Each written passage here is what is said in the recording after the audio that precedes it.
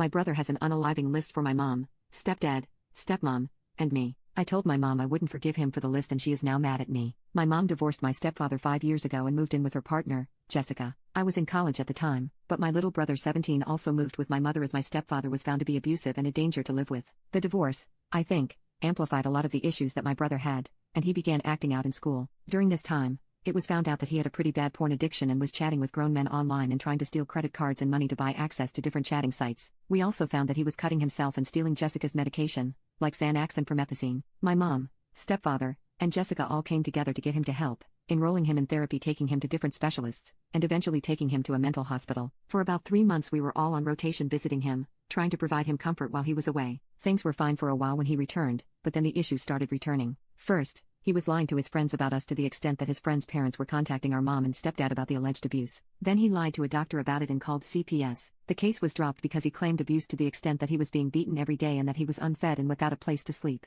Imagine the caseworker's face when she walked into his fully furnished room with a mini fridge, expensive gaming systems, brand name clothes and saw a fully stocked kitchen. It also didn't help that every person interviewed had no clue about the specified events he claimed to have happened. After the case was dropped, he upped the ante. He started trying to pit my mom and stepdad against each other. He stopped visiting him and claimed it was because my mom wouldn't let him. And then I would tell my mom that my stepdad was badmouthing her and not talking to my brother because he was gay. He even lied to my mom and said that our great aunt and uncle threatened to beat him for being gay. None of this was true, and he eventually confessed to it. Then he tried to cause division between mom and Jessica, but by then, the trust they had in him was gone, so nothing too bad happened. When that didn't work, he tried to poison Jessica by crushing pills into her food. It didn't work out because she noticed that her food had bubbles in it, and it tasted soapy. She spits it out, and he eventually confesses. At this point, my mom was at her wit's end and began punishing him differently. She started taking away leisure and extracurricular activities. So, no more Xbox or Nintendo Switch. There were no more fun weekend trips, and he just went to school and back home. Things continued largely the same, with him doing something and then receiving some kind of punishment. He would be good for a little bit and get off punishment only to do something to be on punishment again. All things came to a head last year when he came home from school and my mom got a phone call from his principal stating that a student had reported him for stalking and harassment. Apparently, he liked a boy who only wanted to be with him as an experiment. Then when they broke up, my brother couldn't handle it and was always trying to find his school and hound his friend about getting in contact with the boy. The principal also said my brother had stolen a hoodie from the student, so my mom went through his room while he was with his dad to find the hoodie. When looking for the hoodie, she found a notebook that had alarming drawings on the cover. She went through it and found detailed plans on how and when to unalive my mom, stepdad, Jessica, me, and the boy from school. This caused a lot of panic for us, as on top of mom finding that notebook, he ran away from his dad's house and was found the following day with a friend's parents. He was taken to the hospital to make sure he was okay, and it was determined that he would go to another mental facility. He stayed there for about a month and came out unrepentant and uncaring about all the stress his actions had caused. When he came out, the decision was made for him to stay with his dad primarily instead of our mom. He's been there since January 2024. The situation,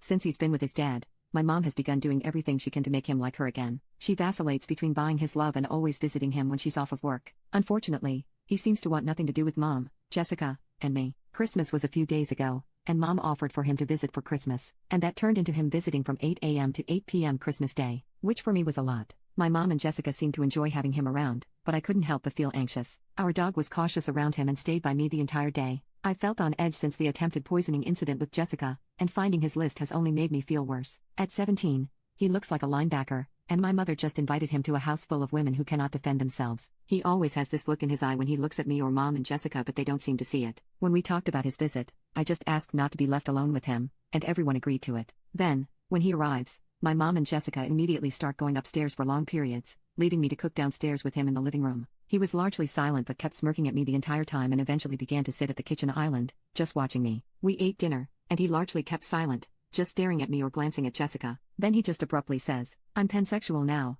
and I'm dating a girl now." They started talking to him about the change, but he just kept staring. I eventually just went back to my room upstairs with my dog and stayed until his dad came to get him. Yesterday, mom, Jessica, and I talked about the visit, and they spent a good 20 minutes talking about how happy they were to see him and how he's grown. They realized that I was silent and asked my opinion. I said it was okay. They kept pressing until I said everything above. My mom got upset with me, saying that I needed to keep an open mind and that I was overreacting. She told me I needed to be a good big sister and extend the olive branch. I told her I would do no such thing and that I have every right to feel uneasy and anxious about having someone in a place I consider safe come in after talking and admitting to wanting to unalive me and even attempt that with Jessica. I can't forgive him for that even if nothing came about it because he never apologized and there hasn't been a behavior change. I told her she was a fool not to see the signs and that while she may be happy to play family, she can't forget that her name was on the list. Since this conversation, My mom has been pretty distant and has actually been spending even more time with him. Jessica and I spoke, and she agreed with me but also said that I need to consider that he is also her child, and he needs his parents. Update.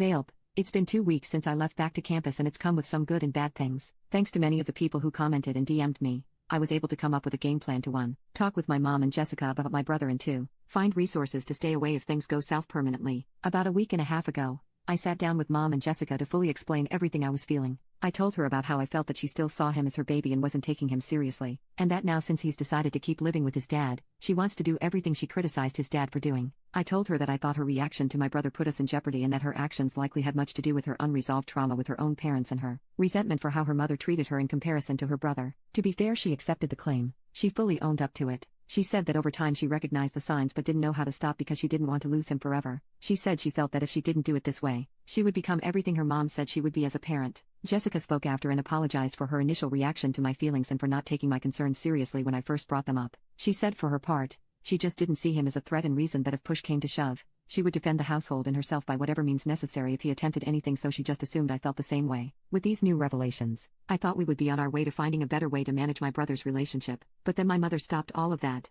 She didn't want to change. She reasons that she's close to a breakthrough with him and she doesn't want to change things if she feels that would hinder any progress. She asked me to just work on my emotions and promised that once he was cured we could go from there. At that point, Jessica got angry with mom on my behalf. She laid into my mom, saying that she had 2 children, not just once, and it is incredibly selfish and inconsiderate to expect one child to make do just so she could maintain a failing relationship with her other child, who, at the end of the day, caused the consequences he's in now. She said, and I quote, "You keep babying that boy and then wonder why he has no respect for you," which led to my mom crying and leaving to go stay with, surprise, surprise, her ex-husband and my brother. My mom left her disabled wife to go stay with her ex-husband and brother in the house they used to share. Jessica is understandably upset, as they have been having problems for a while now, and this might just be the nail in the coffin. Since she left, she hasn't answered anyone's calls, neither has my brother or stepdad. I stayed with Jessica until the last day before classes. During that period, I think Jessica and I bonded even further. We already got along pretty well, but I think I understood what having someone have your back for the first time was like. Even while she was hurting,